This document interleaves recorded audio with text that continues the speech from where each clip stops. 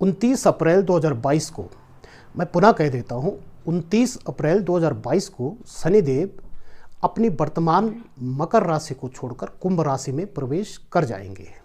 तो शनि के इस राशि परिवर्तन से मीन राशि को शनि की साढ़े साथी शुरू हो जाएगी। शनि जिस राशि पर अपने गोचर काल में संचरण करते हैं उससे एक राशि आगे और एक राशि पीछे 2.5 वर्ष में अपना साढ़े साथी का प्रभाव देते हैं। और इस तरह से इस साढ़े साथी के दौरान इन 3 राशियों पर अपना पूर्ण प्रभाव देते हैं और उसका फल देते हैं। चढ़ती साढ़े साथी का प्रथम चरण मस्तक पर, द्वितीय चरण पेट यानी उदर पर और तृतीय चरण की उतरती साढ़े साथी जिसे कि पैरों पर कहते हैं। तो इस तरह से मीन राशि वाले यानी आप लोगों के लिए 29 अप्रैल 2022 को शनि साढ़े साथी का प्रथम चरण शुरू हो जाएगा। शनिदेव जुलाई 2022 में बकरी होकर बकरी काल का और पुनः जनवरी 2023 में कुंभ राशि में आकर मीन राशि का साढ़े साथी का प्रभाव देंगे। 29 अप्रैल 2022 को शनिदेव अपनी वर्तमान मकर राशि को छोड़कर कुंभ राशि में प्रवेश करेंगे। तो शनि के इस राशि परिवर्तन से मीन राशि को शनि की साढ़े साथी शुरू हो जाएगी। शनि जिस राशि पर गोचर में संचरण करते हैं, अपने गोचर काल में जिस राशि में वे विराजमान होते हैं उससे एक राशि आगे और एक राशि पीछे, इस तरह 3 राशियों पर अपना प्रभाव डालते हैं और 7.5 वर्ष तक अपना साढ़े साथी का प्रभाव देते हैं, साढ़े साथी के फल देते हैं।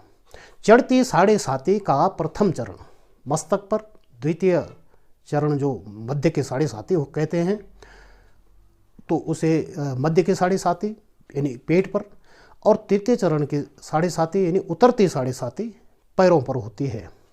इस तरह से मीन राशि वाले यानी आप लोगों के लिए 29 अप्रैल को शनि साढ़े साथी का प्रथम चरण शुरू हो जाएगा। शनिदेव जुलाई 2022 में बकरी होकर बकरी काल का और पुनः जनवरी 2023 में कुंभ राशि में आकर मीन राशि को साढ़े साथी के प्रभाव वाले फल देंगे। अब देखिए बकरी काल का जो समय होगा यानी लगभग जो ये 6 माह का जो पीरियड होगा तो उसमें मीन राशि वालों को अधिकांश तौर पर अच्छे फल मिलने वाले होंगे। तो तत्पश्चात जब वो कुंभ राशि में शनिदेव आ जाएंगे तो साढ़े साथी का प्रारंभ हो जाएगा। मैं आर.एस. राउत, आप देख रहे हैं शांति लोक चैनल को। आपका इस चैनल में बहुत स्वागत है। साथियों वीडियो को अंत तक देखें तो तभी जो इस वीडियो को बनाने का जो हमारा यहाँ पर मंतव्य है ये तभी स्पष्ट हो पाएगा। और शनि साढ़े साथी का ये जो क्या रहस्य है, क्या सच है, ये आप यहाँ जान पाएंगे। साथियों 29 अप्रैल 2022 के बाद जब शनिदेव जो कुंभ राशि में विराजमान होंगे तो इस तरह से अब वह उनकी कहाँ क्या दृष्टि होगी इस पर आप गौर करेंगे। तो आप मीन राशि के लोगों के लिए शनिदेव की जो तृतीय दृष्टि होगी, तीसरी दृष्टि जिसे कहते हैं, वो आपके द्वितीय भाव यानी धन, वाणी और कुटुंब के भाव पर होगी और अपने शत्रु मेष राशि में होगी। अब सप्तम दृष्टि जो होगी वो कहाँ होगी? वो होगी छठे भाव पे बीमारी, शत्रु और कर्ज के स्थान को सप्तम भाव से देखेंगे, जो कि शत्रु राशि सिंह राशि में देख रहे हैं। और अपने दसम दृष्टि से शनि यहाँ दसम दृष्टि से भाग्य स्थान को आपके देखेंगे और यहाँ भाग्य स्थान पर उनकी दृष्टि जहाँ होगी शत्रु मंगल की वृश्चिक राशि में वह यहाँ दृष्टिगत होंगे।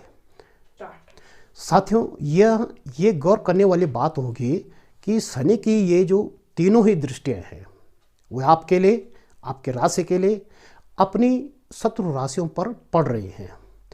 अब ऐसी स्थिति में क्या होता है कि यहाँ शनिदेव जो विपरीत प्रभाव यहाँ पर प्रदान कर सकने की स्थितियाँ पैदा कर देते हैं। देखिए, शनि की दृष्टियों में एक विशेष बल होता है। ये जहाँ जहाँ देखते हैं, जिस स्थान को देखते हैं, वहाँ के शुभ फलों में कमी करते हैं और जहाँ पर विराजमान होते हैं वहाँ के प्रभाव को बढ़ा देते हैं, उस स्थान के प्रभाव को बढ़ा देते हैं। और यदि वो स्थान जहाँ दृष्टिगत होते हैं, जहाँ पर इनकी दृष्टि पड़ती है, यदि वो शत्रु की राशियाँ हैं, तो इन स्थानों के विपरीत फल जातक को यहाँ मिलने शुरू हो जाते हैं। लेकिन अब होता क्या है कि अपने कारक भाव, जो उनके कारक भाव है या जो कारक स्थान है, जो कारक चीज़ें हैं, उनके साथ ऐसा नहीं होता है। तो जब ऐसे कारक चीज़ों पे, कारक भाव पर इनकी दृष्टि पड़ती है तो उनमें वो वृद्धि कर देते हैं, उनमें वो शुभ प्रभाव देने लग जाते हैं और उन चीज़ों की वृद्धि करते हैं। मीन राशि वाले, आपके लिए प्रथम चरण की इस 7.5 और शनि की इन दृष्टियों की विश्लेषण का यह प्रभाव होगा कि शनि, देखिए, कर्म के अनुसार फल देंगे। देखिए, तभी तो इन्हें कर्म फलदाता शनि कहते हैं और न्याय के देवता कहते हैं, तभी इन्हें न्याय का ग्रह माना जाता है। देखिए साथियों, मीन राशि वालों, आप लोगों के जैसे भी पिछले कार्य रहे होंगे, जो भी गतिविधियां रही होंगी और जो कार्य क्षेत्रों में आपने अपने जीवन में जो भी भले या बुरे जो भी कार्य होंगे, तो वो यहाँ पर वो दृष्टिगत हो जाते हैं। उनका फल यहाँ अब इस 7.5 के दौरान मिलना शुरू हो जाता है। अब यहाँ आपको ये तय करके मानना होगा कि अब जैसे भी अच्छे या बुरे कार्य किए गए होंगे आपके द्वारा, उसी के हिसाब से यहाँ इस 7.5 में उसका फल मिलने लगेगा। देखिए साथियों, शनिदेव उस टीचर या उस डॉक्टर के जैसे होते हैं या एक सुधारक की तरह यहाँ पर अपने 7.5 के दौरान फल देते हैं। जो जातक को कुछ परेशानियों में, कुछ उलझनों में डालकर, जातक को कुछ समस्याओं का सामना करवाकर, जातक को और भी मजबूत बनाकर,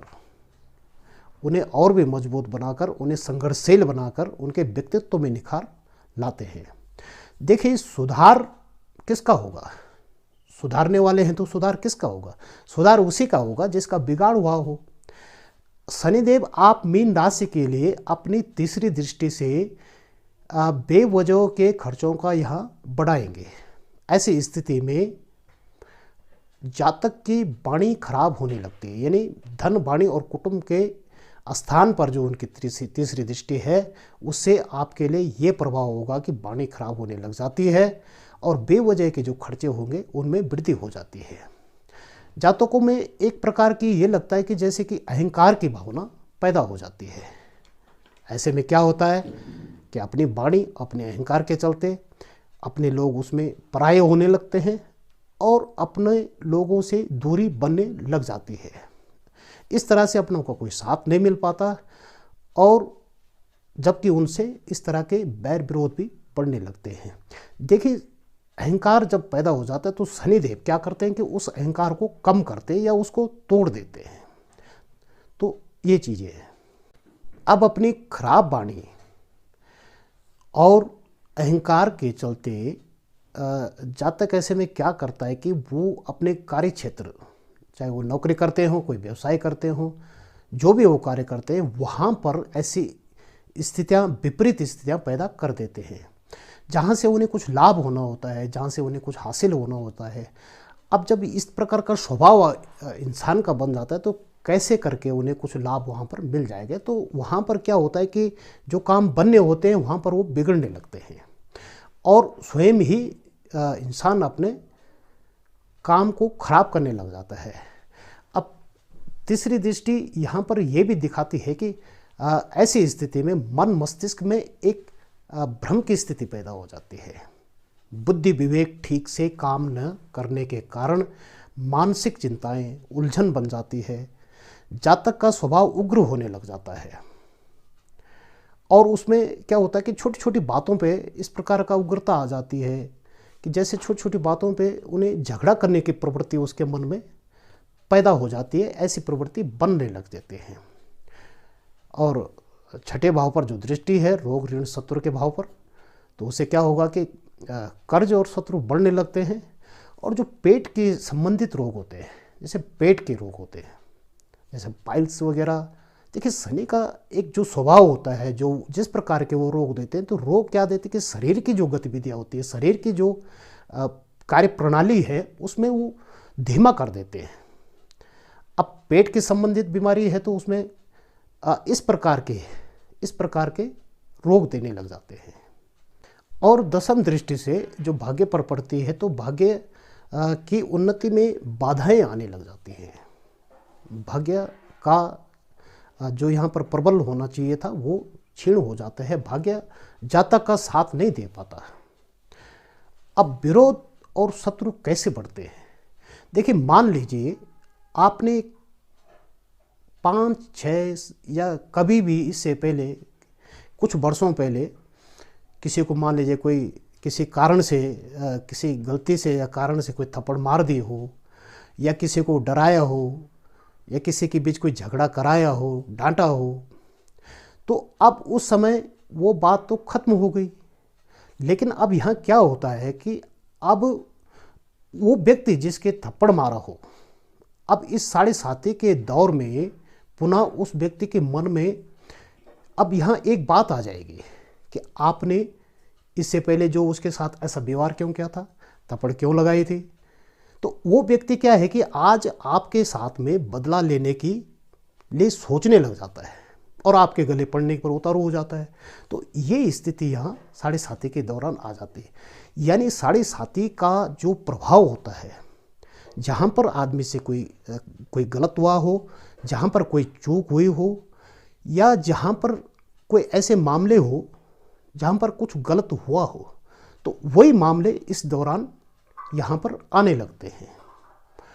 तो ऐसी स्थिति में इस दौरान जातकों को भला बुरा कार्य, अपने पराया, और अपनी ताकत, अपने अंदर कितनी ताकत है, अपना मन कितना उसका मजबूत है, अपनी कमजोरियाँ, और इस प्रकार की जो ये दुनियादारी का माहौल है, ये सब उसे इस 7.5 के दौरान शनि उसको एहसास करा देते हैं। देखिए, ऐसा नहीं है कि 7.5 का मतलब ये नहीं है कि जिनके ग्रह खराब हैं उन्हीं को ज़्यादा खराब फल भुगतने होंगे। यहाँ एक स्थिति ये भी होती है, यहाँ 7.5 का शनि का एक सच ये भी है कि जिनकी कुंडली, जन्म कुंडली मजबूत है और वो वर्तमान में 7.5 में, उनको भी यहाँ कुछ न कुछ समस्याएं, कुछ न कुछ चुनौतियाँ शनि यहाँ उन्हें देते हैं, ताकि वो अपनी प्रतिभाएं निखारें। उनके लिए काम का बोझ बढ़ा देते हैं, या उनके लिए कोई चुनौती खड़ी कर देते हैं, जिनके लिए बहुत अच्छे भी है, मैं उनकी बात कर रहा हूँ।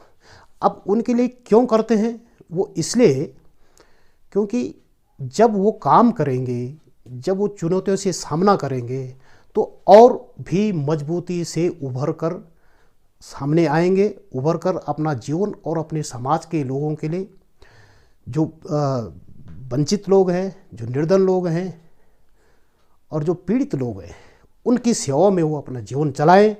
तो इसलिए भी शनि उनको मजबूत बना देता है, उनको भी कुछ न कुछ परेशानियों को देख करके उनकी भी परीक्षा लेता है, ताकि वो और भी मजबूत होकर देश, समाज और हमारे लिए, मनुष्य जाति के लिए, सबके लिए काम कर सके, कर सकें, कर देना कट कर।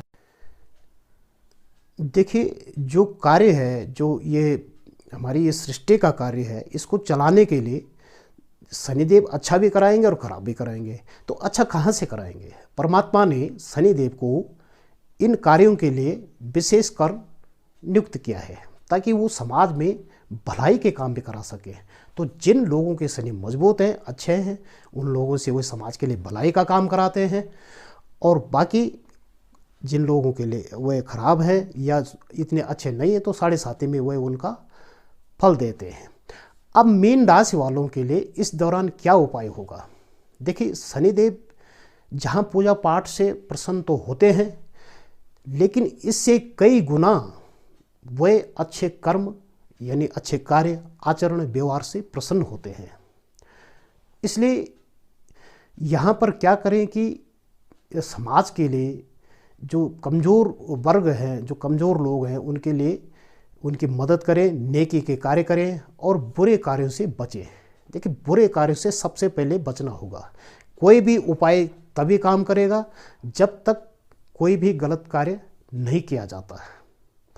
और अपना आचरण, अपना खान पान को सही रखना होगा और कोई भी व्यसन और नशा आदि से दूर रहना पड़ेगा, शराब से बचना होगा और हनुमान जी की या अपने कुल देवता को आराधना कर लें।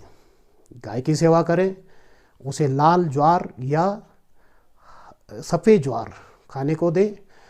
और जहाँ बाल आश्रम होता है, बाल आश्रम या जो वृद्ध आश्रम जहाँ बच्चे और वृद्ध रहते हों अलग अलग, तो उनको अपने हाथों से मीठा भोजन कराएं और इस तरह से उनकी सेवा करें। साथियों, वीडियो में कोई बात अच्छी लगी हो तो कृपया हमारे इस चैनल को सब्सक्राइब करें, लाइक करें